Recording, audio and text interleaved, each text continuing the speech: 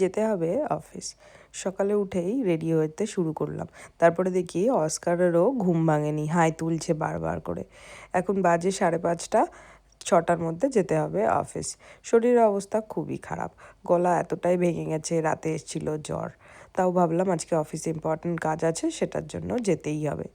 সকাল সকাল যাচ্ছি, আমার কলিগ আসবেন এত সকালে, তাই অস্কারের মালিক আমাকে যাচ্ছে ছাড়তে।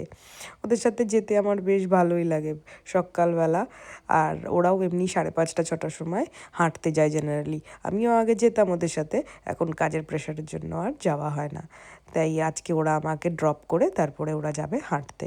পৌঁছে গেলাম অফিসে যা যা কাজ ছিল তরকারি সেগুলো শেষ করে নিলাম লাঞ্চে ওই 150 গ্রাম চিকেন, 100 গ্রাম আলু পটেটো ওয়েজেস করে নেওয়া। তারপরে চলে গেলাম ডাক্তারের কাছে।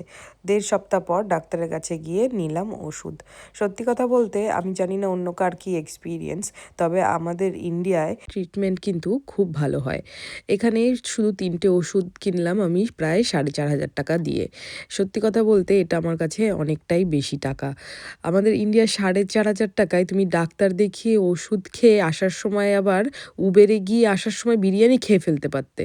তবে এইটুখানি বুঝি, যেখানে যেরকম ইনকাম খরচাটাও তেমনই, তাই কমপ্লেন করার জায়গা নেই। রাতে আমার শরীর খারাপ, অস্কারের মালিকেরও শরীর খারাপ হয়েছে, তাই রাতে বানিয়ে দিচ্ছি গরম গরম পাস্তা।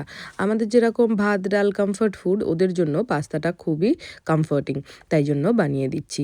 আমার যেরকম অভ্যাস হয়ে গেছে, 1.5 সপ্তাহ ধরে এত ভুগেছি, তাই আর কোনো গায়ে লাগছে না।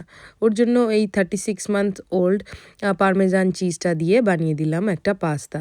তার সাথে ওপর থেকে গ্রেট করা পারমেজান চিজও ছড়িয়ে দিলাম, আর দিলাম ফ্রেশ বেজেল। সত্যি খেতে ভালো হয়েছিল, আমি একটু টেস্ট করে দেখলাম। আর আমি আমার নর্মাল খাবারই খাচ্ছি। যাই হোক, ভিডিওটা কেমন লাগলো কমেন্ট করে জানিও কিন্তু।